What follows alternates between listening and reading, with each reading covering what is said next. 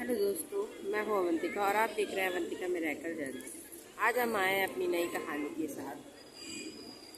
क्या क्या हो अगर आपकी ज़िंदगी में सब कुछ गलत हो रहा हो और उसी समय कोई एक छोटी सी घटना हो जाए जो आपकी पूरी ज़िंदगी बदल दे।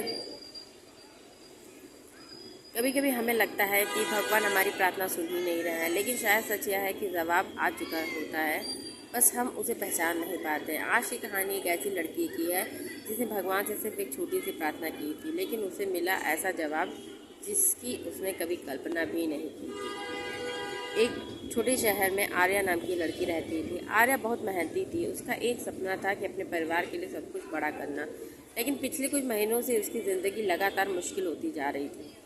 एक के बाद एक परेशानी, काम का मौका हाथ से निकल गया, पैसों की परेशानी बढ़ती गई और जिन लोगों पर उसे सबसे ज़्यादा भरोसा था उन्होंने भी उसका साथ छोड़ दिया। एक रात आर्या छत पर अकेली बैठी थी। आसमान में बादल थे। उसने आंखें बंद की और धीरे से कहा, भगवान, मैं आपसे बहुत कुछ नहीं मांग रही, बस मुझे इतना संकेत दे दीजिए कि मैं गलत रास्ते पर नहीं हूँ।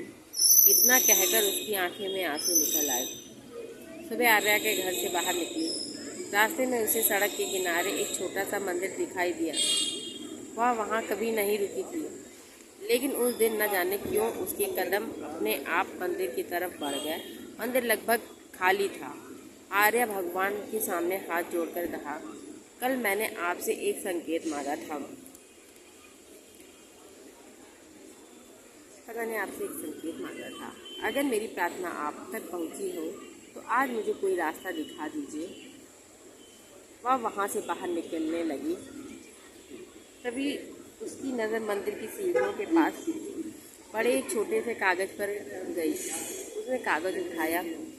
उस पर सिर्फ एक लाइन लिखी थी, रुकना मत, तुम्हारा समय आने वाला है। आर्या कुछ सेकंड तक उस कागज़ को देखती रही। उसकी आंखों में आंसू आ गए, लेकिन उसके मन में एक सवाल आया, क्या यह सच में भगवान का संकेत है या सिर्फ एक संयोग। उसी दिन आर्या घर लौट आई। उसने कागज़ संभाल कर अपनी किताब में रख दिया और पहली बार कई दिनों बाद उसने अपने पुराने काम के लिए दोबारा कोशिश करने का फैसला किया।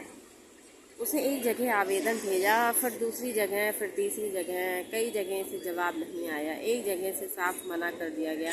आर्या फिर टूटने लगी। उसने किताब खोली। वही कागज़ सामने था, रुकना मत।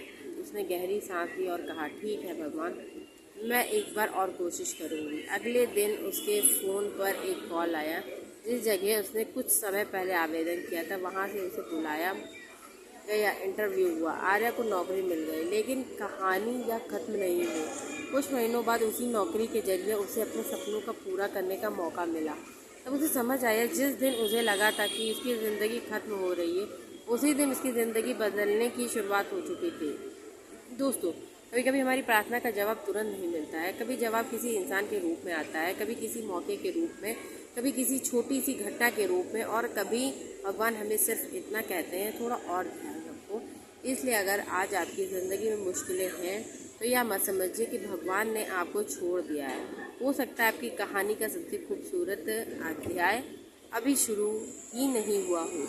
बस एक बात याद रखिए, उम्मीद मत छोड़िए, क्योंकि कई बार चमत्कार से ठीक पहले सबसे अंधेरी रात आती है। मैं हूँ अवंतिका और आप देख रहे हैं अवंतिका मिरेकल जर्नी। अगर कहानी ने आपके दिल को छुआ हो तो कमेंट में लिखिए, मेरा विश्वास अभी बाकी है। Thank you for watching my channel. फिर मिलते हैं हम अपनी नई प्रेरणादायक कहानी के साथ।